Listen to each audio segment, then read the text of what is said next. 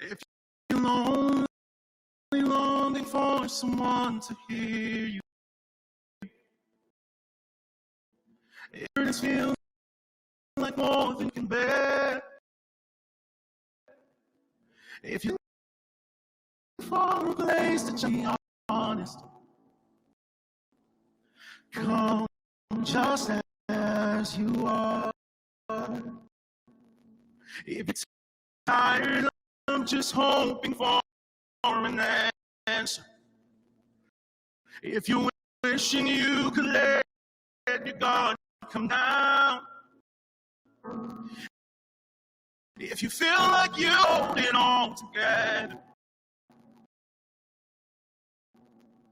come just as you are. And there's no need for any hiding. And the Father knows you met with open arms. And He gives without condition. You are nothing else can.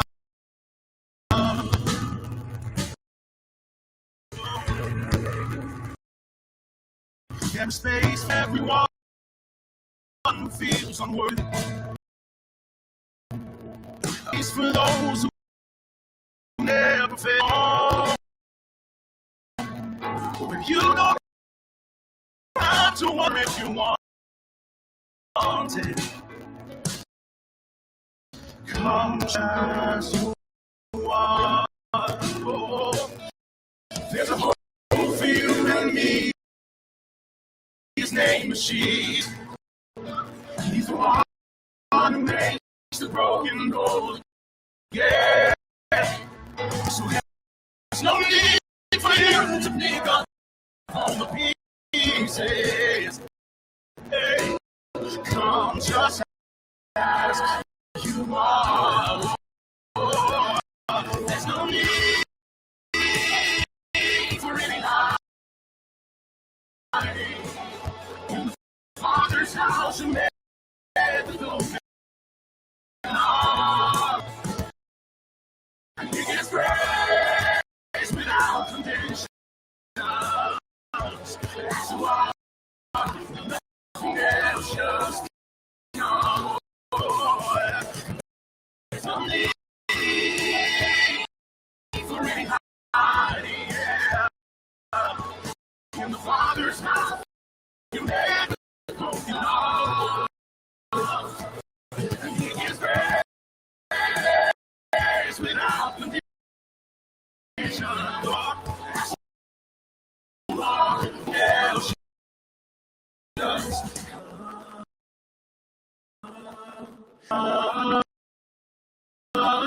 Jesus,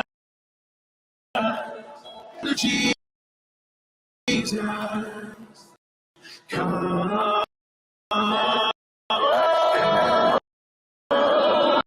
come to Jesus, yeah, come to Jesus. We sing, come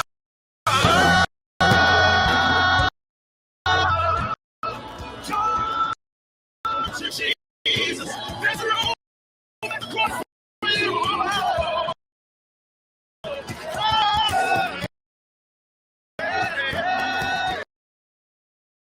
We sing, come to Jesus. That's only.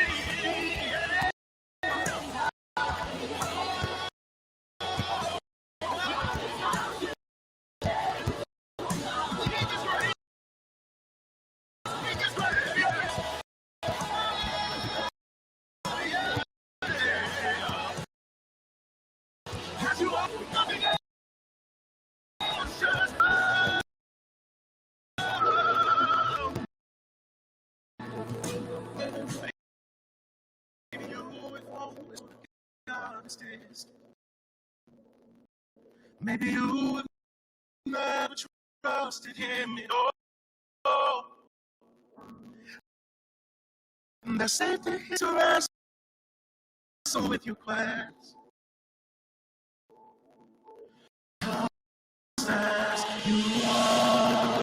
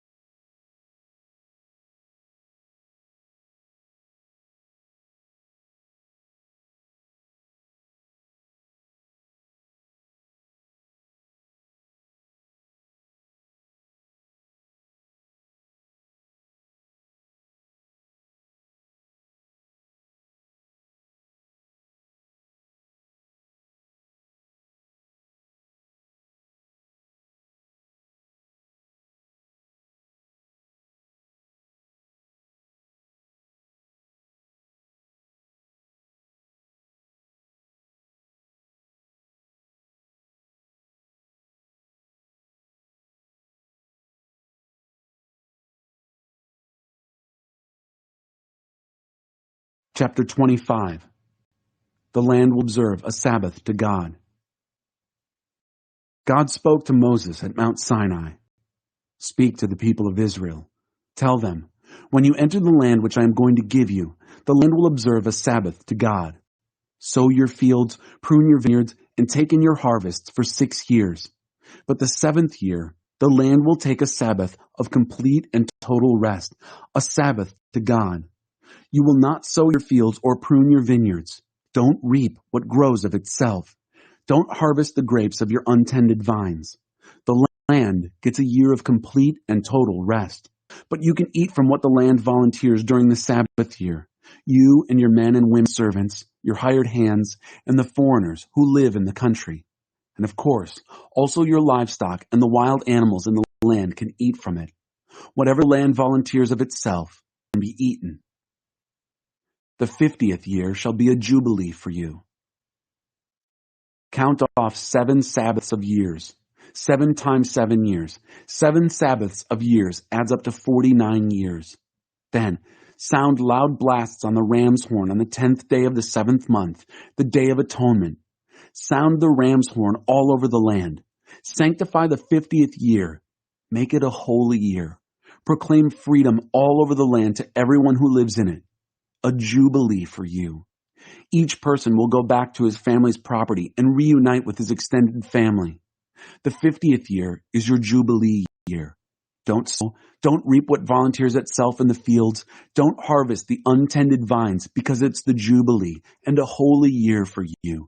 You're permitted to eat from whatever volunteers itself in the fields. In this year of jubilee, everyone returns home to his family property. If you sell or buy property from one of your countrymen, don't cheat him. Calculate the purchase price on the basis of the number of years since the Jubilee. He is obliged to set the sale price on the basis of the number of harvests remaining until the next Jubilee. The more years left, the more money. You can raise the price. But the fewer years left, the less money. Decrease the price. What you are buying and selling, in fact, is the number of crops you're going to harvest. Don't cheat each other. Fear your God. I am God, your God.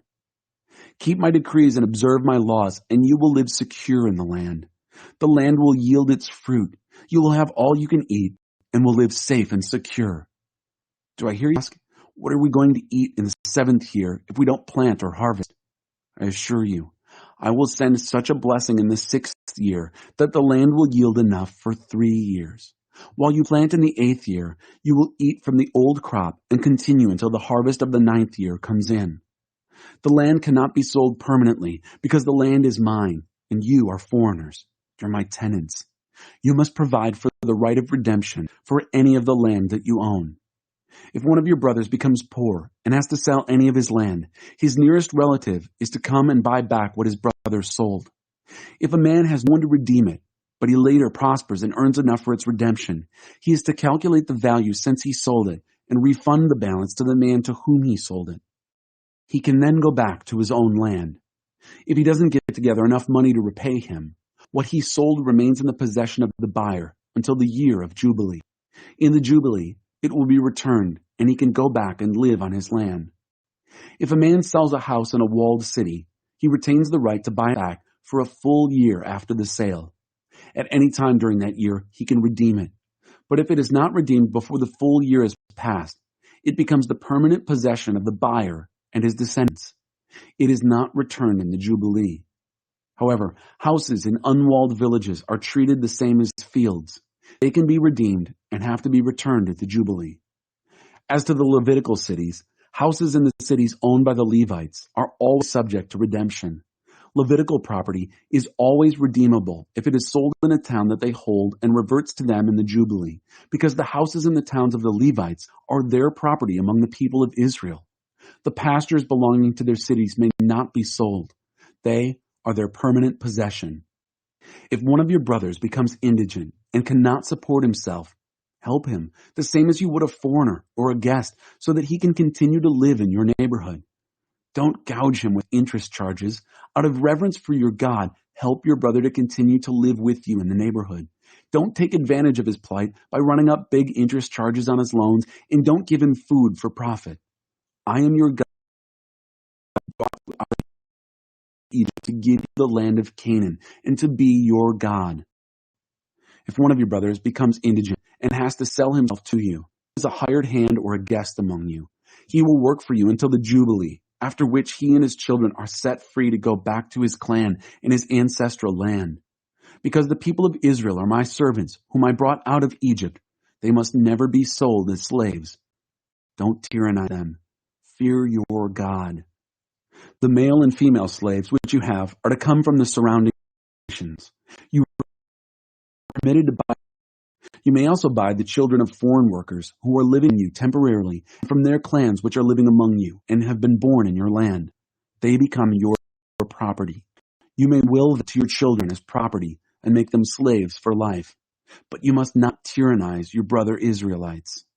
If a foreigner or temporary resident among you becomes rich, and one of your brothers becomes poor and sells himself to the foreigner who lives among you, or to a member of the foreigner's clan, he still has the right of redemption after he has sold himself.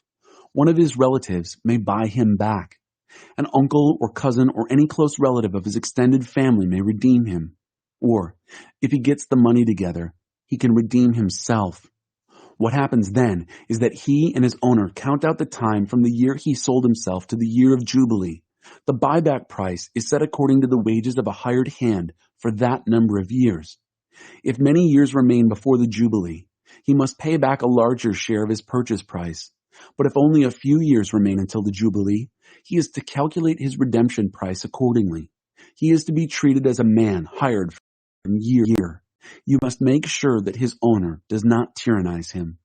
If he is not redeemed in any of these ways, he goes free in the year of Jubilee.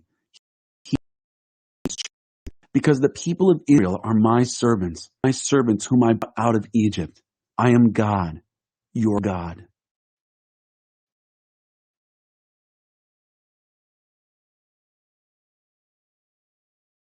Chapter 26. Don't make idols for yourselves, an image or a sacred pillar for yourselves, and don't place a carved stone in your land, bow down to and worship. I am God, your God. Keep my Sabbaths. Treat my sanctuary with reverence. I am God. If you live by my decrees, and obediently keep my commandments, I will send the rains in their seasons. The ground will yield its crops, and the trees of the field their fruit. You will thresh until the grape harvest, and the grape harvest will continue until planting time. You'll have more than enough to eat, and will live safe and secure in your land. I'll make the country a place of peace. You'll be able to go to sleep at night without fear. I'll get rid of the wild beasts. I'll eliminate war. You'll chase out your enemies and defeat them. 5 of you will chase 100, and 100 of you will chase 10,000 and do away with them. I'll give you my full attention. I'll make sure you prosper, make sure you grow in numbers, and keep my covenant with you in good working order. You'll still be eating from last year's harvest when you have to clean out the barns to make room for the new crops. I'll set up my residence in your neighborhood. I won't avoid or shun you. I'll stroll through your streets. I'll be your God. You'll be my people. I am God, your personal God, who rescued you from Egypt so that you would no longer be slaves to the Egyptians. I ripped off the harness of your slavery so that you can move about freely. But if you refuse to obey me, and won't observe my commandments, despising my decrees, and holding my laws in contempt by your disobedience, making a shambles of my covenant, I'll step in and pour on the trouble. Debilitating disease, high fevers, blindness, your life leaking out bit by bit. You'll plant seed, but your enemies will eat the crops. I'll turn my back on you and stand by while your enemies defeat you. People who hate you will govern you. You'll run scared even when there's no one chasing you. And if none of this works in getting your attention, I'll discipline you 7 times over for your sins. I'll break your strong pride. I'll make the skies above you like a sheet of tin and the ground under you like cast iron. No matter how hard you work, nothing will come of it. No crops out of the ground, no fruit off the trees. If you defy me and refuse to listen, your punishment will be 7 times more than your sins. I'll set wild animals on you. They'll rob you of your children, kill your cattle, and decimate your numbers until you'll think you are living in a ghost town. And if even this doesn't work, and you refuse my discipline and continue your defiance, then it will be my turn to defy you. Yes, I will punish you for your sins 7 times over. I'll let war loose on you, avenging your breaking of the covenant. When you huddle in your cities for protection, I'll send a deadly epidemic on you, and you'll be helpless before your enemies. When I cut off your bread supply, 10 women will bake bread in one oven and ration it out. You'll eat, but barely. No one will get enough. And if this, even this, doesn't work and you still won't listen, still defy me, I'll have had enough, and in hot anger will defy you, punishing you for your sins 7 times over. Famine will be so severe that you'll end up cooking and eating your sons in stews and your daughters in barbecues. I'll smash your sex and religion shrines and all the paraphernalia that goes with them, and then stack your corpses and the idol corpses in the same piles. I'll abhor you. I'll turn your cities into rubble. I'll clean out your sanctuaries. I'll hold my nose at the pleasing aroma of your sacrifices. I'll turn your land into a lifeless. Your enemies who come in to take over will be shocked at what they see. I'll scatter you all over the world and keep after you with the point of my sword in your backs. There'll be nothing left in your land, nothing going on in your cities. With you gone and dispersed in the countries of your enemies, the land, empty of you, will finally get a break and enjoy its Sabbath years. All the time it's left there empty, the land will get rest, the Sabbaths it never got when you lived there. As for those among you still alive, I'll give them over to fearful timidity. Even the rustle of a leaf will throw them into a panic. They'll run here and there, back and forth, as if running for their lives, even though no one is after them, tripping and falling over one another in total confusion. You won't stand a chance against an enemy. You'll perish among the nations. The land of your enemies will eat you up. Any who are left will slowly rot away in the enemy lands. Rot. And all because of their sins compounded by their ancestors' sins. On the other hand, if they confess their sins and the sins of their ancestors, their treacherous betrayal, the defiance that set off my defiance that sent them off into enemy lands, if by some chance they soften their hard hearts and make amends for their sin, I'll remember my covenant with Jacob. I'll remember my covenant with Isaac. And yes, I'll remember my covenant with Abraham. And I'll remember the land. The land will be empty of them and enjoy its Sabbaths while they're gone. They'll pay for their sins because they refused my laws and treated my decrees with contempt. But in spite of behavior, while they are among their enemies, I won't reject or abhor or destroy them completely. I won't break my covenant with them. I am God, their God. For their sake, I will remember the covenant with their ancestors, whom I, with all the nations watching, brought out of Egypt in order to be their God. I am God. These are the decrees, laws, and instructions that God established between himself and the people of Israel through Moses at Mount Sinai.